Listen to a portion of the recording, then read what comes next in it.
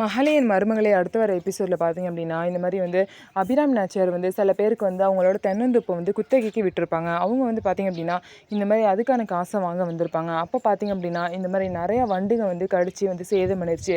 அதுக்காக நாங்கள் 3,00,000 செலவு பண்ணோம்னு சொல்கிறாங்க. அங்கே இருந்த துளசி வந்து எப்படி 3,00,000 இருக்கும், எனக்கும் இதை பற்றி கொஞ்சம் தெரியும், எங்கள் வீட்டுக்கு பின்னாடி 10 தென்னை மரம் இருக்குது, அப்படியே வண்டு கடிச்சாலும் ஒரு மரத்துக்கு 50 ரூபா இல்லை 100 ரூபா தான் ஆகும், அப்படின்னு பார்த்தா மொத்தமாகவே 50,000 தான் இருக்கும், நீங்கள் என்ன 3,00,000 கணக்கு சொல்கிறீங்க அப்படின்னு சொல்லிட்டு கரெக்டாக கணக்கு எடுத்து சொல்லுவாங்க.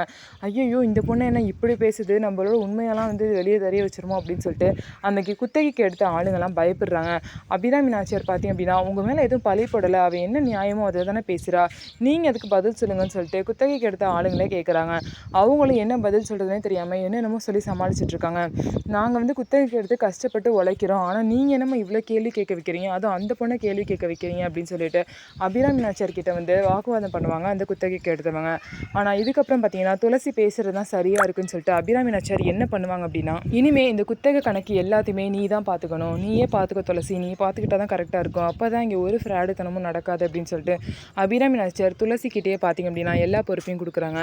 இதனால் துளசிக்கு இன்னும் பவர் வந்து கூடிக்கிட்டே போகுது. ஸோ நம்ம வீடியோ உங்களுக்கு பிடிச்சிருந்தா நம்ம வீடியோவை லைக் பண்ணிக்கோங்க.